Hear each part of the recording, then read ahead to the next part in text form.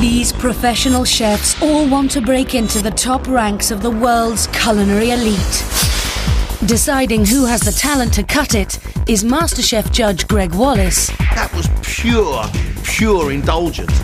And culinary legend Michel Roux Jr. With 2 Michelin stars, he's expecting perfection. I like it. In fact, I like it so much I would pay top money for that, and I think it's a great idea. Cooking doesn't get better than this.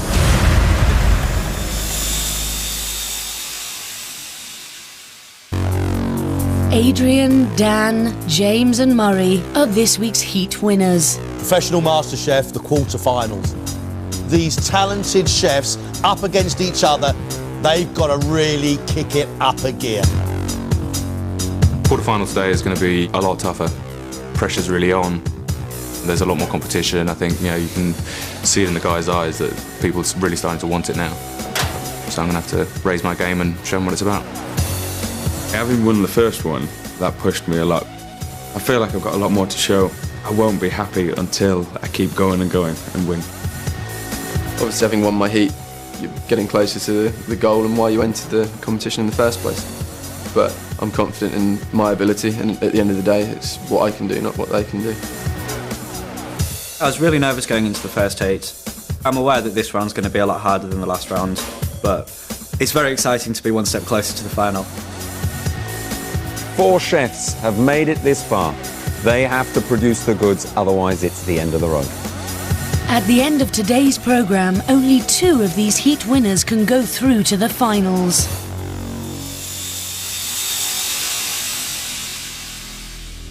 Welcome back to the MasterChef kitchens. Now, you are here, each and every one of you, because we saw something in you. Today, you have 2 dishes to cook for 3 very well-known food critics. And we all know what food critics can be like. They can be vicious and nasty. Now is the time to really kick it up again. Do it.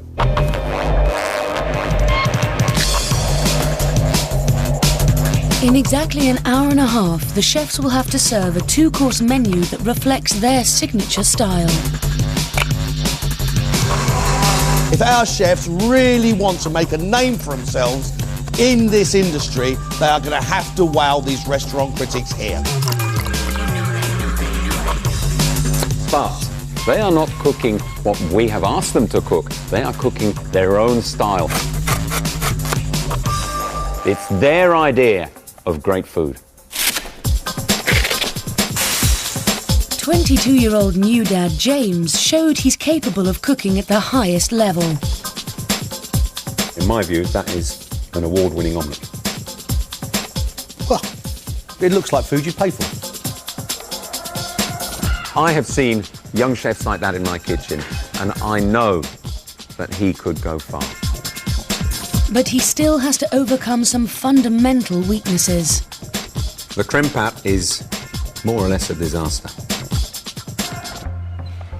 All right, James. First of all, we need to know what dishes you're preparing here. Papaya and paprika marinated lobster, followed by an maple and orange glazed duck breast with vanilla celeriac puree, crispy potatoes and tamarind jus. This has got loads and loads of flavours and different combinations. How do you explain that? I figured a lot of guys are going to play it safe. I thought I wanted to go the extra mile and show you kind of what I can do with a lot of flavour and a lot of power and a lot of personality. Tropical fruit on lobster. I wouldn't order it. This really is asking a lot of the food critics. I felt that I played it reasonably safe in the first round.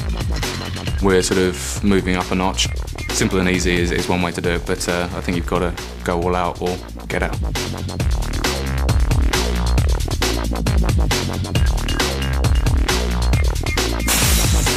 27-year-old Scunthorpe-born Adrian astounded the judges with some exceptionally skilled cooking.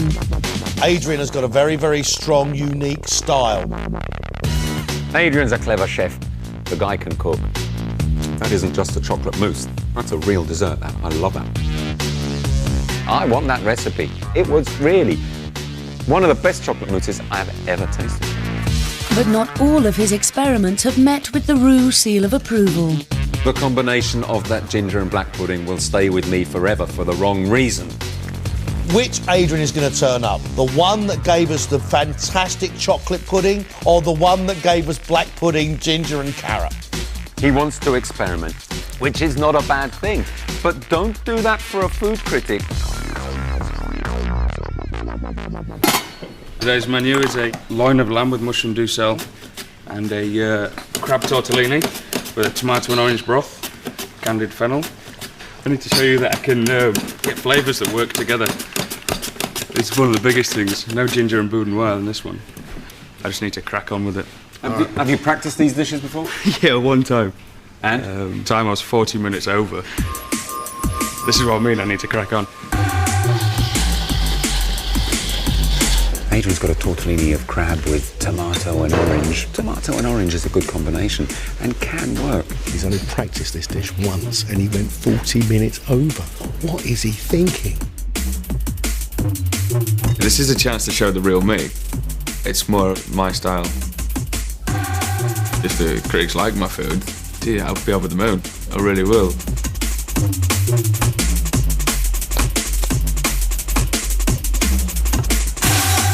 24-year-old Dan created dishes that really stood out. Dan, for me, really has a palate. It's the flavour that guy wins on. That boy packs it in. Beautiful lamb flavour coming through. It's moist. I'd eat it, I'd pay for it. I would say it's so near to being perfect that I would seriously look at serving that in my restaurant. I'd buy a dozen. I think his presentation skills may be slightly amiss. Far too much garnish underneath it. It looks wrong. Presentation really is not his forte. Dan's cooking has to be perfection along with the presentation. There are no slip-ups today. I'm doing a wild mushroom risotto with truffle brie, and then to follow I'm doing a roast loin of venison with celeriac puree, wilted greens and a beetroot jus. OK. What is it you think you have to show us? My presentation, let me down. Presentation of my food today, hopefully you'd serve it any top London restaurant. Just sort of really show you that I have got what it takes. Well said. Good. Dan realises his presentation was a weakness in the last round. I'm worried he's going to overcompensate and make this food look too complex. Let's see if you can pull it off. If I went home at the end of today, having not got through, I'll be pretty gutted. So as long as I produce food I know I'm capable of, then I'm confident I can get through.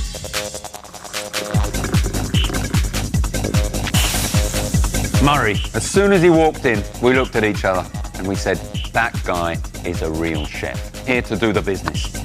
23-year-old Murray produced exceptional food in his heat. Sign of a good macaroon. It should be gooey and it should dissolve in the mouth. Which that does. Creamy, soft, well seasoned. I would gladly eat a plateful. In fact, no, I would eat 2 platefuls. Thank you. But sometimes he lacked the finesse of Michelin standards.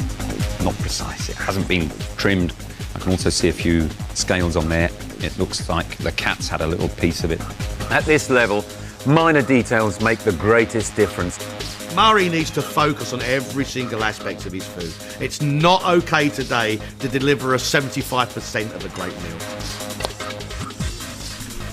Murray? Yeah. The dishes that are going to get you through to the next round are what? Roasted divacot scallops, cauliflower puree. To follow, we've got fillet of beef and fondant potatoes. I don't want to overcomplicate things and run out of time, so keeping it simple. I think the flavours are going to work very well with each other. The only thing that can let me down is if I mess up cooking it. Good. Murray's going the safe route. Tried and tested combinations. He's got nowhere to hide, which means he's going to have to cook them absolutely perfectly. In the first heat, I was criticised for lacking finesse. That's not going to happen today. I know exactly what I'm doing. And just hope I cook it right, and the judges like it. With 20 minutes to go before service, the critics arrive. Kate Spicer writes for the Sunday Times.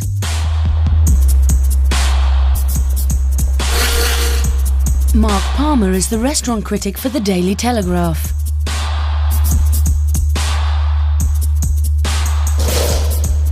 John Walsh reviews restaurants for The Independent.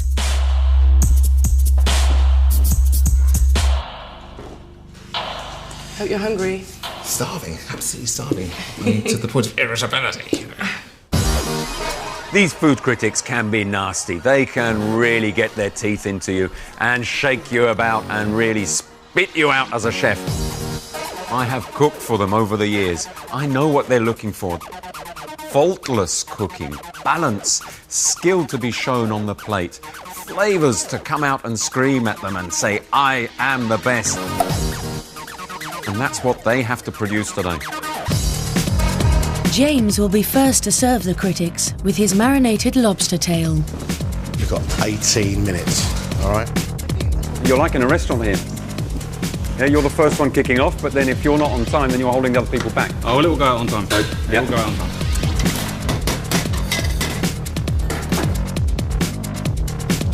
Are you going to get there? Still in the balance, but hopefully yes. Well, you better shift into third gear then. You better get going. Almost there. Steady hand. It's looking good, James. That's good. You're on time. Well done. You're on time. Excellent. Take him out. Get him out. Take him out there. Come on.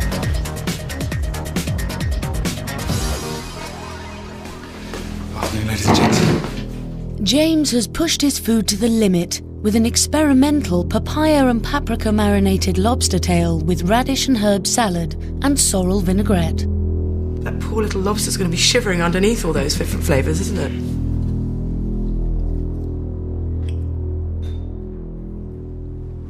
It smells distinctly dodgy.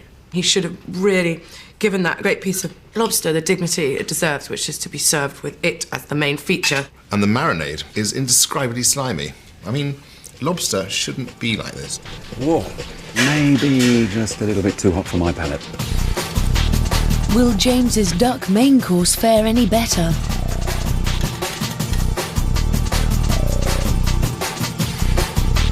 But with just minutes to go, his duck still isn't cooked. You're going to be a little bit late.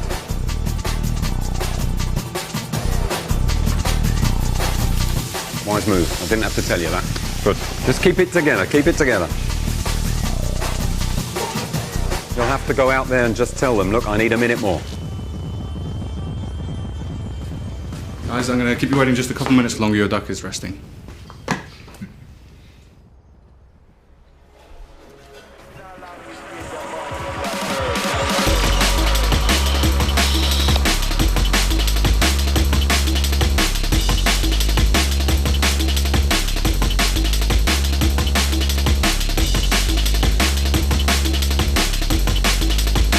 Okay, off you go.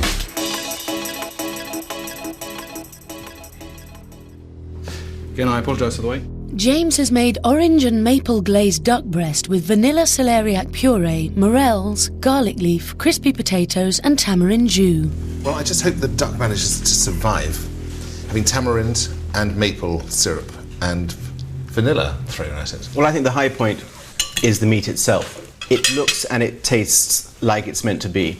He can actually cook meat very well. What he can't do is work out what to put with it without going completely over the top. It was worth the wait. It's cooked well. But this celeriac, it's sugar, it's sweet. It's bizarre. No, I like it. I think the vanilla works all right, actually. I don't quite agree with you. It's got almost a sweetness about it, which I don't think works. The competition means a lot to me. I'll be gutted if I don't go through today. There's a lot of fiercer competition, but I feel like I've got a lot more in me yet. So hopefully they'll see the potential there. Next up is Adrian with his tortellini starter. 6 minutes now. 6 minutes, Adrian. Yes, yes. Not allowed to say that. What are you looking for? You're running around. You're running around. I think you need another table, don't you? So you're going to be plating up over there. You're training for the marathon. How long does your pasta take to cook? 2 minutes. Two? 2. You've got 3 very hungry food critics out there. 2 minutes. Come on, you said to me it takes 2 minutes to cook that pasta, so... Yeah, come on.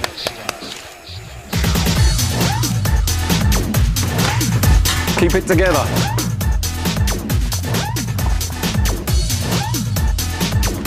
This is like being in your own restaurant.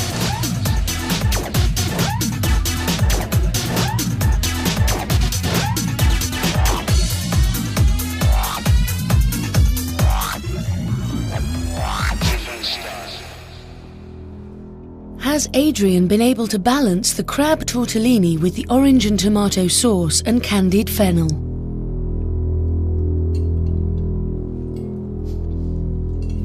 I think the tortellini on its own works quite well. I just don't like this orange stuff around it. I mean, you're trying to digest the flavours that are inside this castle of pasta, and they're just not helped by this excessive orangey outside. It's a very unhappy marriage with the tortellini. I mean, he's gone well overboard here. For me, this is just not on. There's nothing of merit here at all other than the actual pasta itself is pretty good quality.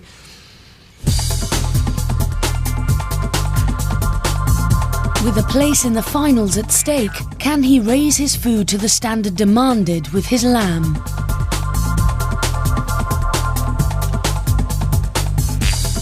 "60 seconds. All coming together? Chef.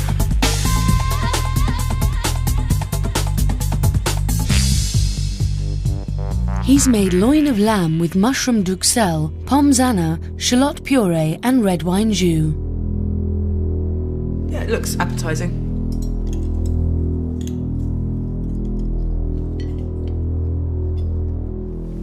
Pommes anna's under-seasoned. Oh dear. I'm afraid Adrian has completely forgotten to salt the potatoes. Woefully under-seasoned. In fact, not seasoned at all. The jus is a big disappointment. In my opinion, that is revolting. That's kind of whiny, sticky glue. But I tell you what I really do like. I like the shallot puree. I think it's absolutely delicious. I'd love to go through. We just have to wait and see what they say, won't it, really?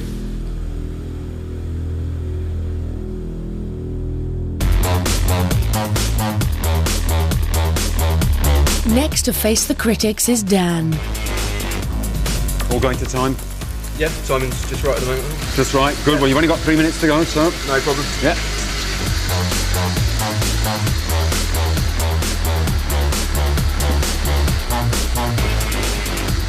Where's that cheese going? It's going to be a nice little slither over the top. Keep it going, Dan. Keep it going. You're nearly there. Well done.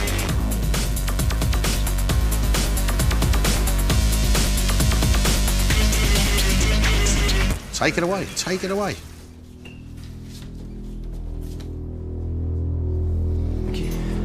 Will Dan's wild mushroom risotto with truffle brie prove to have the presentation and flavour of an award-winning dish? What's quite interesting is it's beginning to melt into the risotto, which actually could be quite quite good. Slab of brie over the top. I'm not too sure. Only the taste will tell me if it really works. Do you know that really, really works, doesn't it? The melted cheese is a bit of a revelation, frankly. It sort of blends into it beautifully. I like it. In fact, I like it so much, I would pay top money for that, and I think it's a great idea. If I was served this in a Michelin restaurant, I'd be happy. He's done a really good job. Now it's a race to get his main course out on time. And perfectly presented. 30 seconds, Dan. You're still looking good. Go on, keep it going.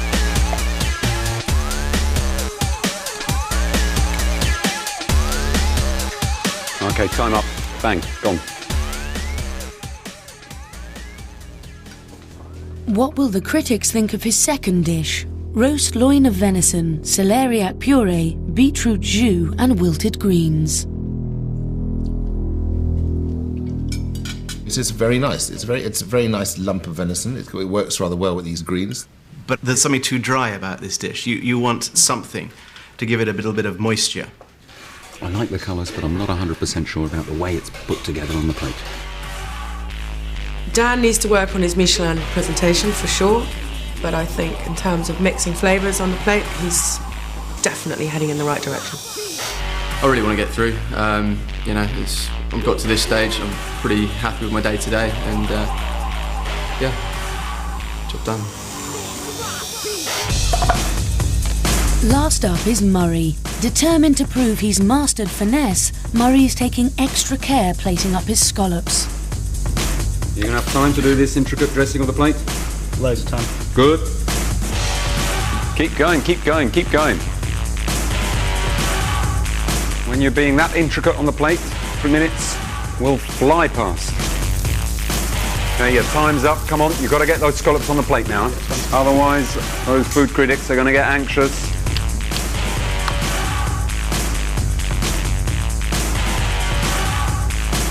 That should be served already. If I were you, I would tell them I'm sorry for being a little bit late. Apologise about the delay. Thank you. Has Murray's dish of pan-roasted scallops with cauliflower puree and vegetables à la grecque reached the precision demanded at this level? Beautifully, perfectly cooked scallop. It's quite lovely. Cauliflower and scallops cooked like that. Beautiful. But there's a problem with the scallops he's served to the critics. Those are raw. Let me show you, Kate. Look. Wow. That is a raw scallop. I might take them home and cook them for supper. They barely kissed the pan. It looks half cooked. When you then turn it over, it's not cooked at all. The cauliflower puree is probably the best part of the dish in many ways. Those really are raw, aren't they? I would send them straight back. We tried to start some new movement here, cuisine raw.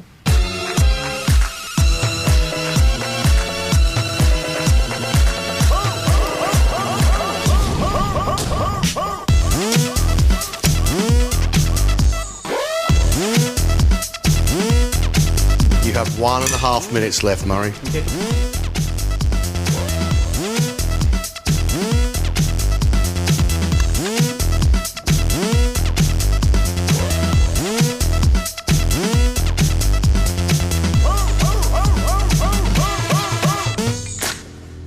Can his roasted fillet of beef on trompette noir mushrooms, celeriac puree, fondant potato and carrots make up for raw scallops? You've got this massive piece of beef, which is delicious, I have to say. Beautifully cooked. And it melts in your mouth. It's very, very, very superior. And this is an example of where au jus is just right. Yeah. It's very tasty, but it's delicate, it's light, and it really does enhance the beef. But I wish to God somebody could have a word with the guy about style and presentation. Yeah, like this little birthday party around the edge with these candles of potato and starch. He's trying to make that beef dish look like a birthday cake. Rather than eat it, I don't have to blow it out and make a wish. I'm disappointed because he's tried maybe too hard, but the flavour's there. I was a bit apprehensive about it. It was a very daunting task, but I was pleased with it in the end. You are respected in your own fields, and we're very, very keen to hear what you thought. Yeah, I mean, we were surprised by the standard of cooking, by how good it was on some levels, and how very, very poor it was on others. We've got to choose 2 out of the 4. So now it's down to us, Greg.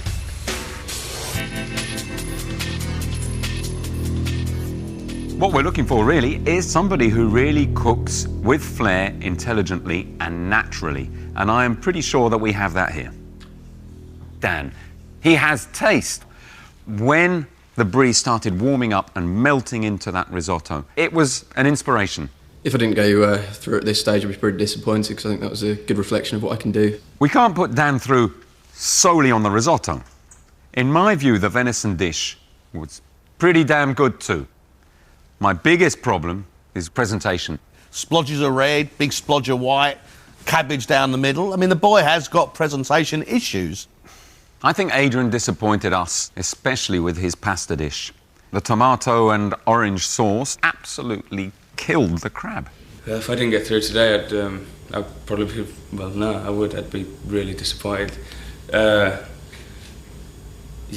really disappointed. But the pasta itself was beautiful. But his flavour combinations are wrong. I really like Murray's scallop dish. Every scallop that I tried was cooked perfectly. His beef was cooked to perfection. I mean, that was